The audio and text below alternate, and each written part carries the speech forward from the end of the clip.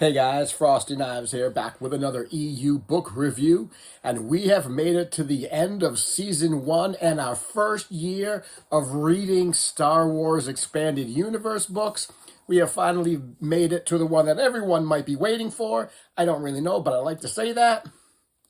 Matthew Stover's novelization of Star Wars Revenge of the Sith, which is generally considered the only movie you should watch of the prequels, and most likely probably the only book you should read of the novelizations of the prequels.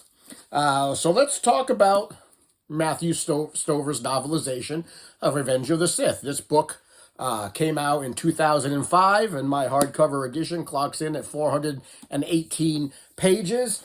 And if you've seen the movie, then you know the story. The book does not really divulge from the plot of the movie. So we're not going to talk about too much about what the actual plot is. It's the same plot beats from the movie: the rescue of Palpatine, death of Dooku by Anakin, the eventual death of Grievous by Obi-Wan, the final temptation of Anakin Skywalker by Palpatine. There we go, fall to the dark side, Anakin becomes Vader, and the Empire, at long last, is reborn. Well, the Empire has risen from the ashes of the Republic. The Jedi are destroyed. We started this journey back in January with Darth Plagueis. We went all the way through the books before the prequel novels, and then we made it through all of the Clone Wars. We made it through the Clone Wars. We made it through the novelizations. And finally, here we are at the point where everything finally starts to get exciting.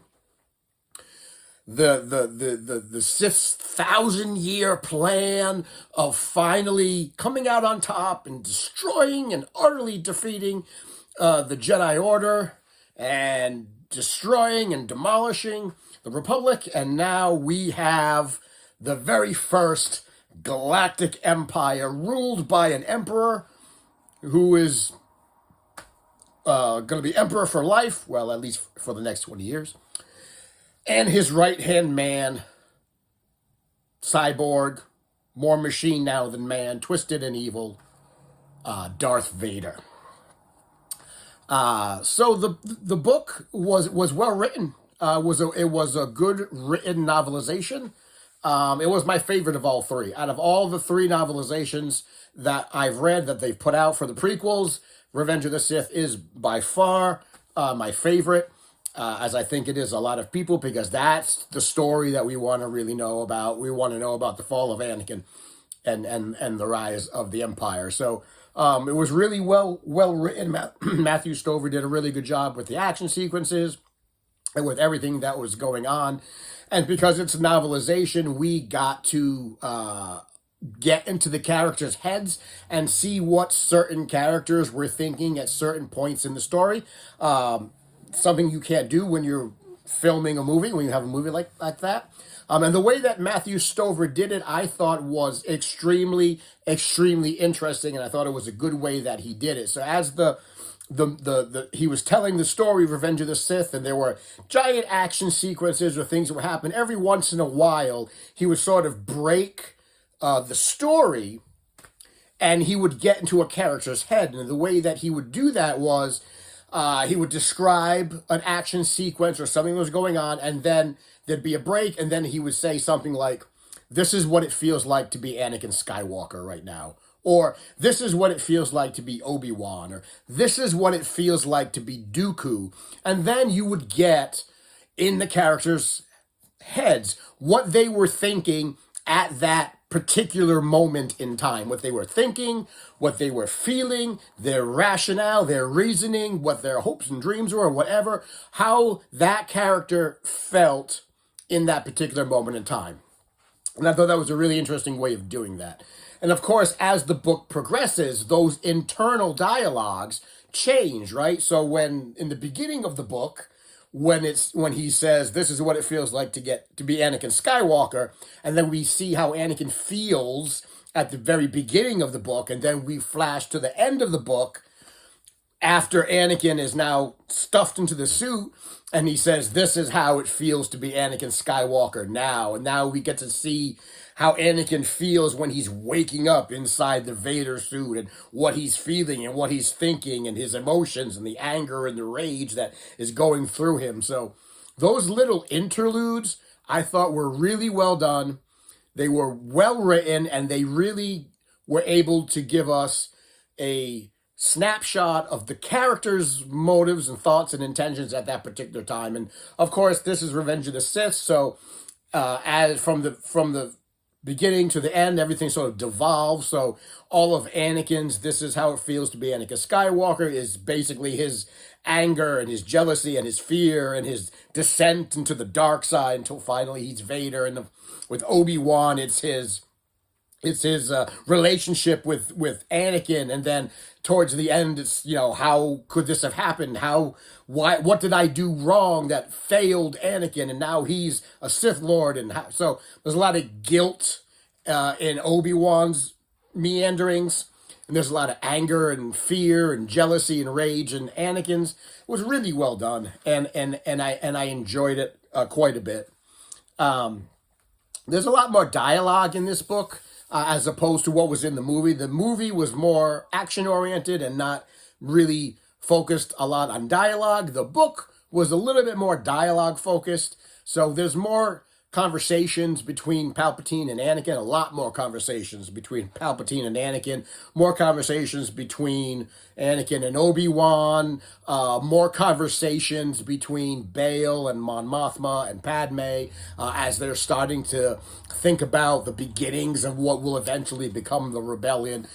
So he was able to flesh out a lot more dialogue, give us a little bit more insight about what's going on, which was pretty good.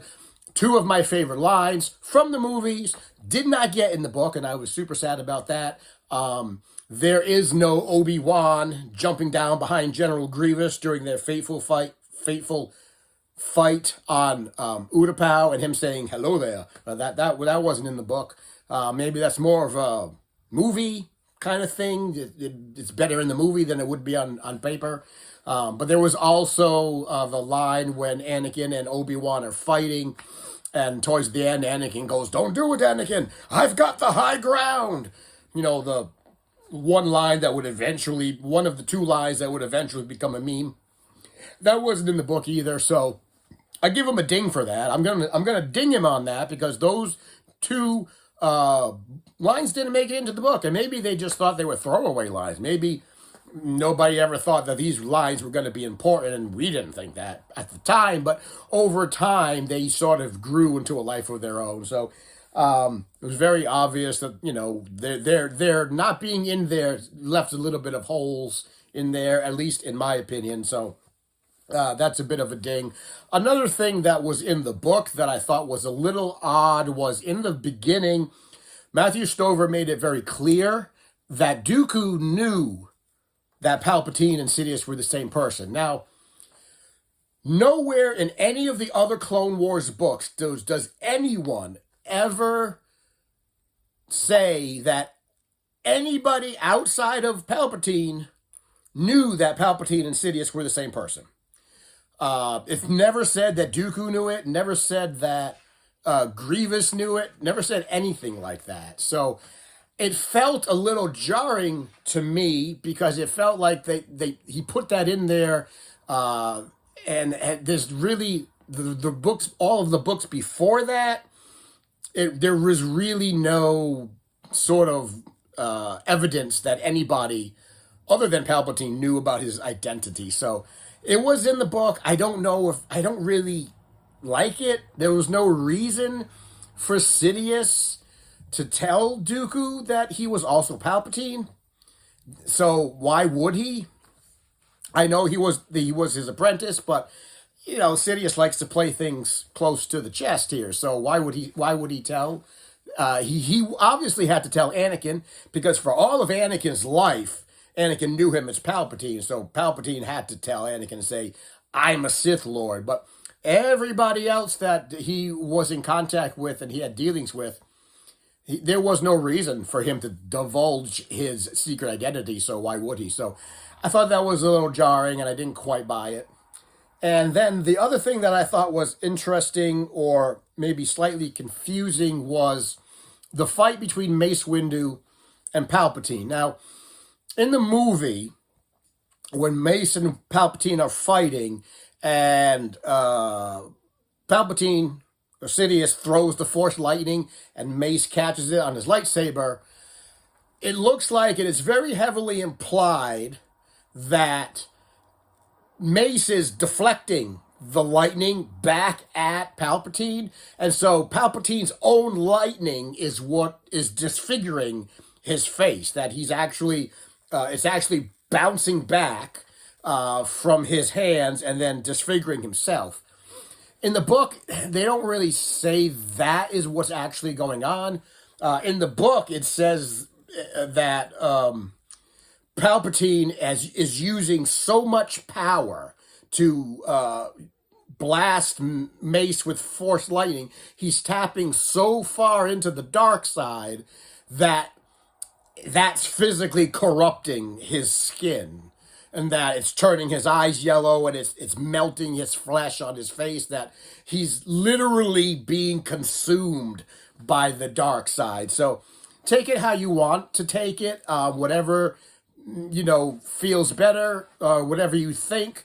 That's an old Legends idea, that the reason Palpatine looked the way that he looked was because he was so powerful in the dark side that it was essentially consuming him.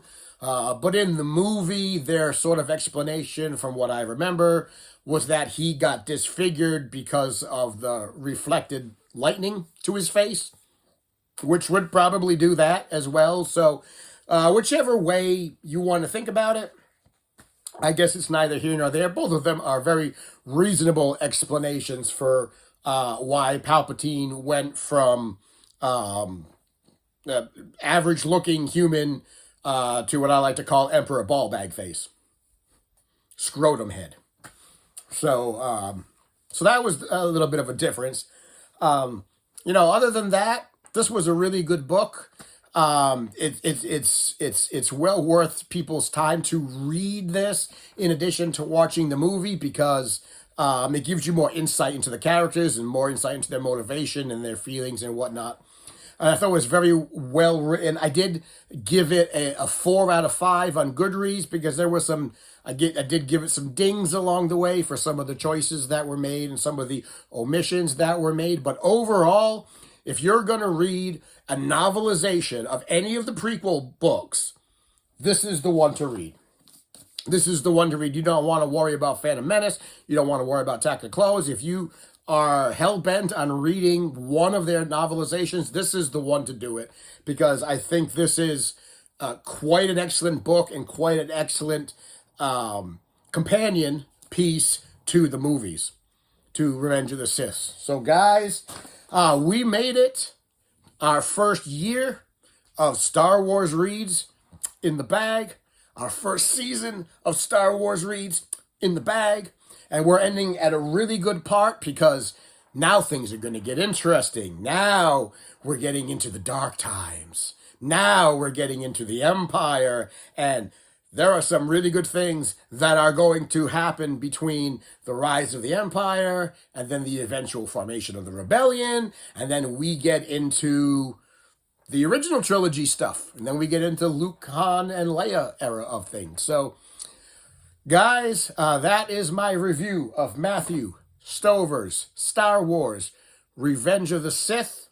There will not be another Star Wars review until next year, when we start season 2, when we do begin with Star Wars reviews again. The first book that we're going to be talking about will be the sequel to this book, unironically, he says, James Luceno's Star Wars Dark Lord, The Rise of Vader. That'll be the next book on the list, and that will kick off the Empire days. So guys, that's my review. Did you like it? Did you like this book? Did you like the movie? Most people do like Revenge of the Sith the most out of all of them. What are your thoughts and opinions on this book, or on any of the books that we've talked about this whole year, on any of the books of the Clone Wars, or any other novelization books, or any of the other prequel books? What did you think? Do you like the journey so far? And if you're going along with me, I hope you enjoy it. And as always, if you like the video, give it a thumbs up, give it a subscribe, share it around, tell your friends, tell your enemies, tell those people who are excited that finally the dark times are upon us. And as always, thank you for coming to my TED Talk. Have a happy holiday of your choice, and I will see you in the next video.